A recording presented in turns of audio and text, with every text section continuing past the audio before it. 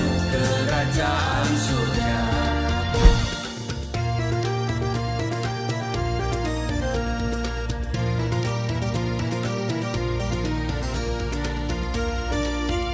Shalom Bapak Ibu, sahabat Galilea dan seluruh subscriber Galilea Network yang diberkati oleh Tuhan Yesus di mana saja berada. Apa kabar hari ini? Baik, amin. Nah saudara, kembali seperti biasa kita bersaat teduh, kita masuk dalam hadirat Tuhan. Dan saudara, saya senang, bergembira, bersukacita jika saya bisa menjumpai saudara dalam keadaan apapun. Dan saudara, kembali saya minta bantuan saudara untuk membagikan link sahabat Galilea ini ya, Galilea Network ini kepada rekan-rekan saudara yang lain ya, sahabat, mungkin handai tolan ya, kerabat saudara, supaya mereka juga diberkati, amin. Dan channel ini makin lama makin dikenal, karena kalau saudara perhatikan yang nonton agak sedikit ya saudara ya. Baik saudara, mari kita siapkan hati kita berdoa. Bapa, di dalam nama Tuhan Yesus kami mengucap syukur atas hari ini. Kami berterima kasih buat kebaikan Tuhan yang Engkau sudah nyatakan kami ada sebagaimana kami berada.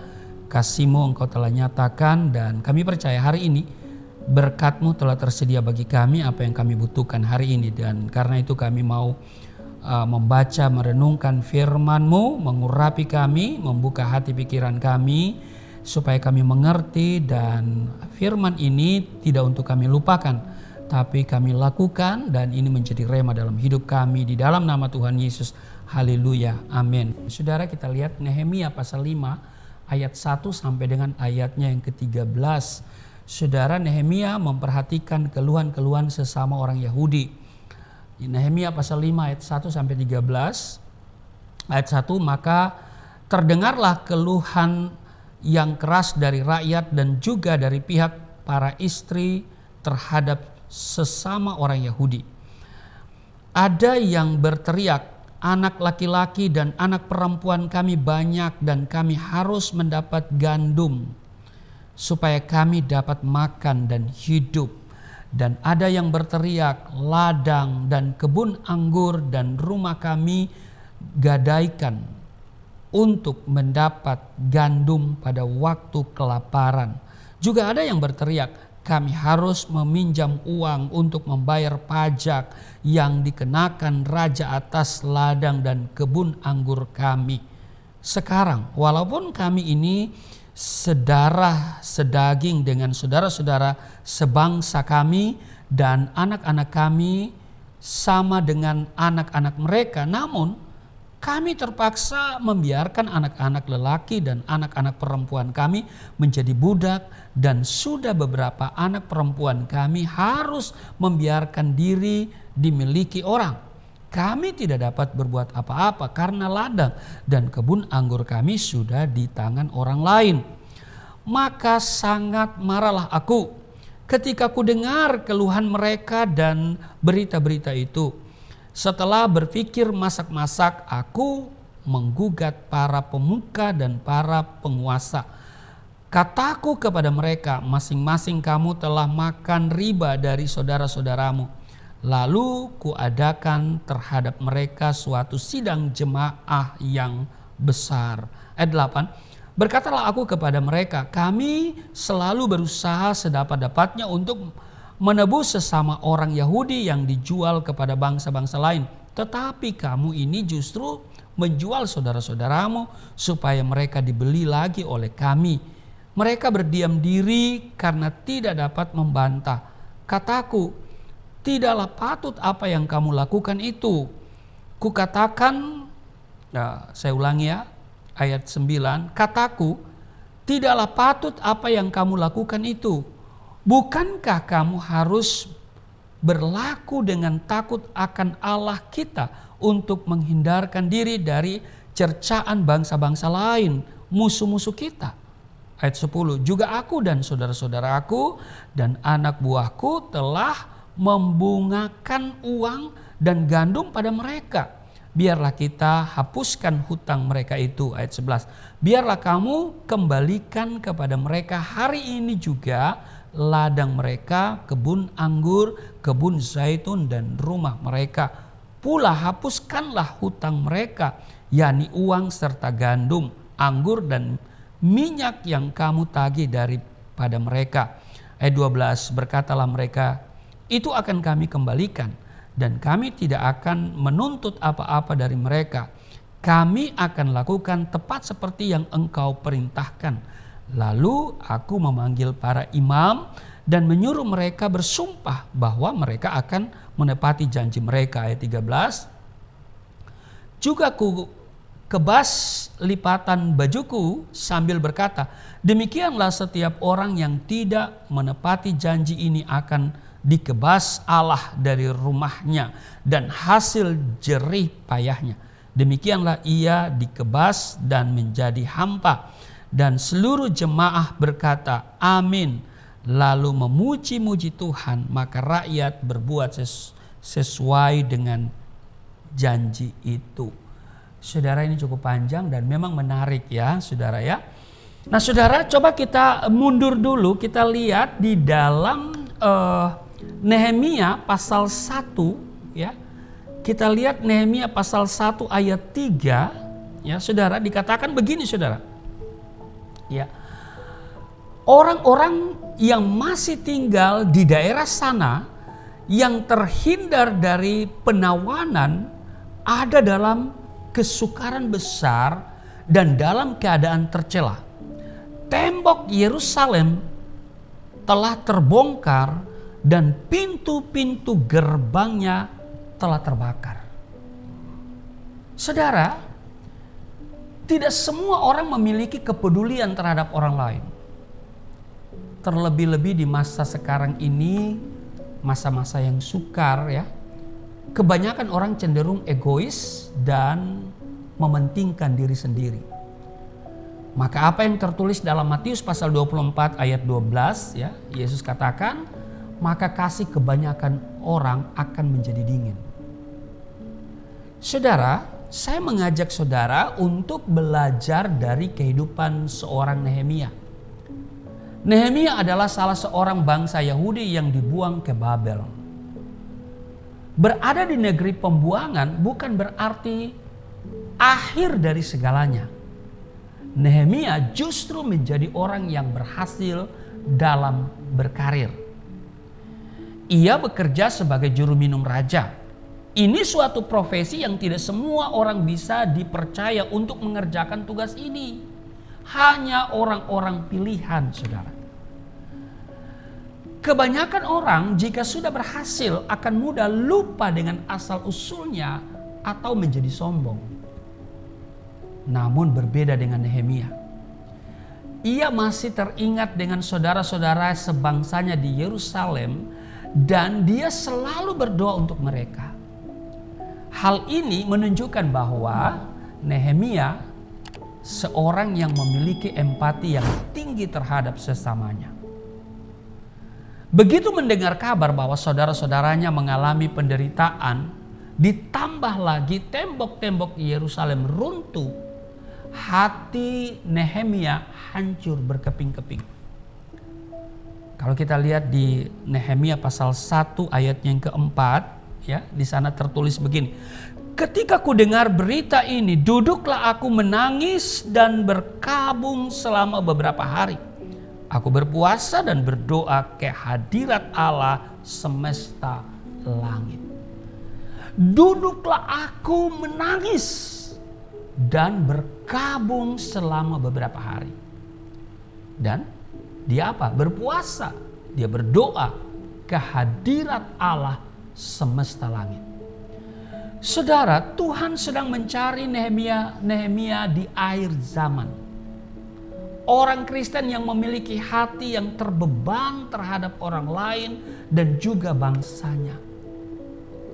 Terbeban di sini bukan hanya merasa kasihan dalam hati tanpa berbuat sesuatu, tetapi mengasihi yang diwujudkan dengan perbuatan.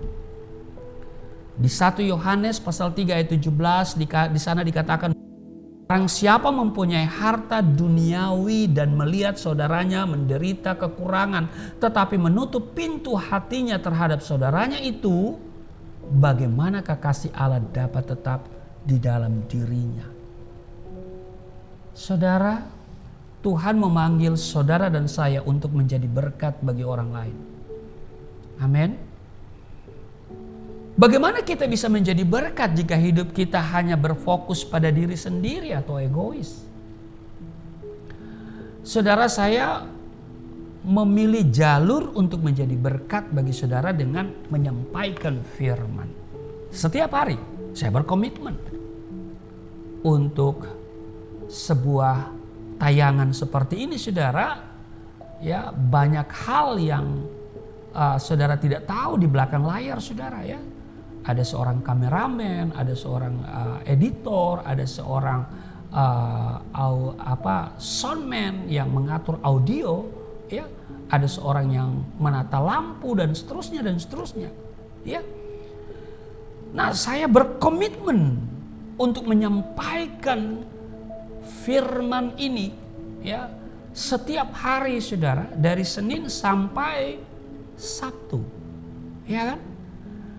Saya memilih jalur untuk menjadi berkat melalui menyampaikan firman Tuhan. Nah, saudara, maka itu saudaraku yang kekasih, mari kita mengambil sikap, ya. Saudara memilih jalur yang seperti apa, ya? Yang pasti Tuhan memanggil saudara dan saya untuk menjadi berkat bagi orang lain. Nah, sekali lagi saya tegaskan, bagaimana kita bisa menjadi berkat jika hidup kita berfokus pada diri kita sendiri? Saudara, orang-orang miskin, kekurangan, anak-anak yatim piatu, atau anak-anak terlantar selalu ada di sekitar kita. Saya juga terbeban. Saya ingin membangun rumah singgah, saudara. Iya, saya ingin membangun rumah singgah untuk mereka yang kekurangan, untuk anak-anak terlantar, saudara. Atau untuk mereka yang petobat-petobat baru, sebab orang yang menerima Yesus biasanya, ya, dia tercabut dari lingkungan di mana dia berada.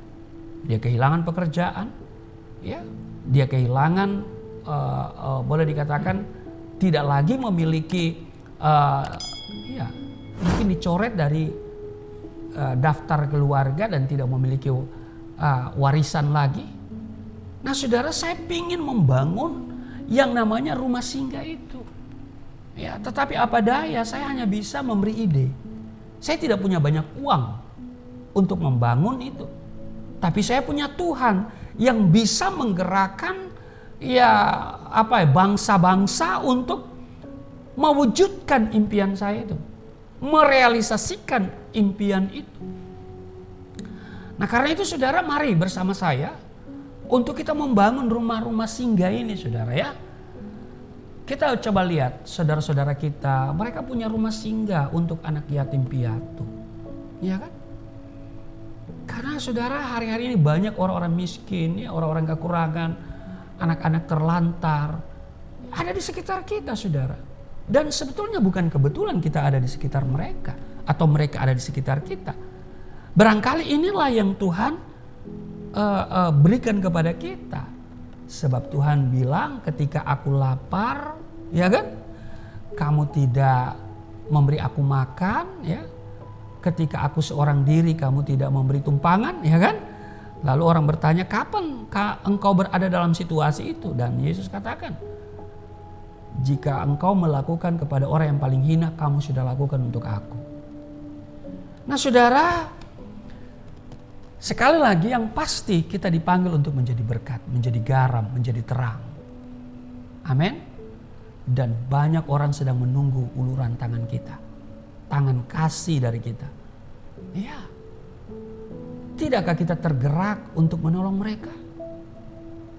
Firman Tuhan mengingatkan kita di dalam Galatia 6 ayat 2, bertolong-tolonglah menanggung bebanmu. Mari saudaraku yang kekasih, ya, kita memiliki sikap seperti yang dimiliki oleh Nehemia. Minimal kita berdoa. Amin. Kalau kita tidak punya apa-apa, ya Minimal kita bisa berdoa. Ya kan? Kita punya tangan, kita lipat tangan kita.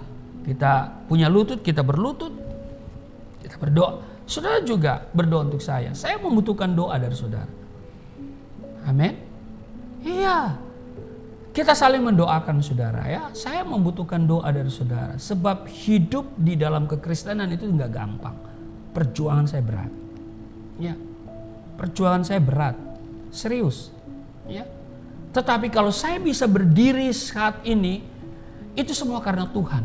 Tuhan memberikan saya kekuatan. Tuhan memberikan saya iman. Dan iman itu memang karunia saudara ya. Benar. Ya. Kalau mau hidup enak sudah tinggalkan Yesus. Ya. Saya bergabung mungkin di salah satu ormas atau partai politik ya saudara ya. Iya. Mungkin ya saudara ya, itu mungkin ya bisa saja. Ya. Tetapi saya memilih untuk mengikut Yesus. Berarti saudara, saya telah berkomitmen dan kita harus melakukan apa yang menjadi harapan Tuhan. Amin. Nah karena itu saudara juga doakan saya. Saya membutuhkan topangan doa. Doakan keluarga saya, anak-anak saya, ya rumah tangga saya, pelayanan saya. Ya puji Tuhan kalau saudara bisa menopang ya untuk pembangunan ya, untuk barangkali bisa menopang untuk bikin studio ya. Haleluya. Untuk bikin studio ya saudara ya, saya saya sewa ya, saat ini masih sewa, belum permanen saudara. Masih sewa dan 1 tahun itu cukup berat saudara ya. Hanya karena kekuatan dari Tuhan saya bisa bertahan sampai hari ini udah 2 tahun ya di masa pandemi mulai. Nah karena itu saudara, mari kita saling mendoakan. Minimal saudara mendoakan saya. Saya butuh doa, topangan doa dari saudara. Amin. Tuhan Yesus memberkati, mari kita berdoa. Terima kasih Tuhan, hari ini kami belajar dari seorang Nehemia yang memiliki empati terhadap saudara-saudaranya yang berada di Yerusalem yang waktu itu mengalami penderitaan. Tuhan, kami pun kiranya bisa memiliki semangat empati untuk orang-orang di sekitar kami yang kekurangan, anak-anak terlantar, untuk juga melebarkan kerajaan Tuhan ini.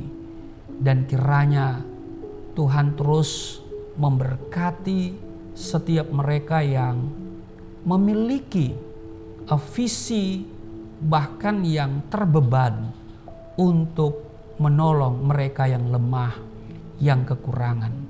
Berkati seluruh subscriber Galilea Network, sahabat Galilea yang setiap hari mengikuti tayangan ini, yang mengikuti saat teduh pagi. Tuhan, apa yang mereka kerjakan Tuhan buat berhasil. Berkati rumah tangga mereka, berkati kehidupan pribadi mereka. Kiranya ada damai sejahtera sukacita memerintah di dalam kehidupan mereka. Dan dimanapun mereka berada, mereka pergi, mereka menjadi garam, menjadi terang, menjadi berkat, berdampak bagi orang-orang di sekitar mereka. Berkati usaha pekerjaan mereka, tidak ada yang kekurangan, semuanya hidup berkelimpahan. Di dalam nama Tuhan Yesus, hamba juga berdoa untuk Galilea Network. Tuhan, kerinduan kami yayasan ingin membangun rumah singgah. Tuhan kiranya menggerakkan bangsa-bangsa yang memiliki kekuatan finansial untuk mewujudkan harapan ini.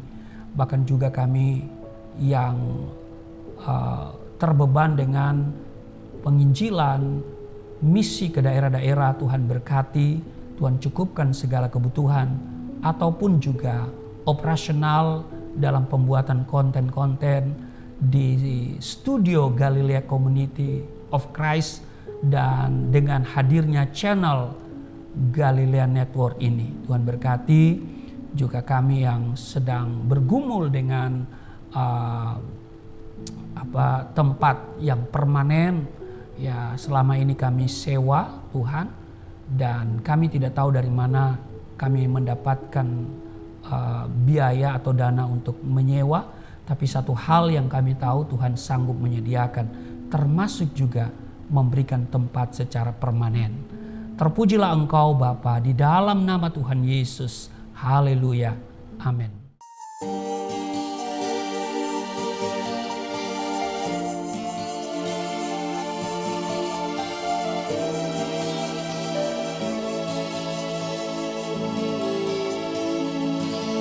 Bapa kami yang di surga, dimuliakanlah nama-Mu. Datanglah kerajaan, jadilah kehendak-Mu di bumi seperti di surga.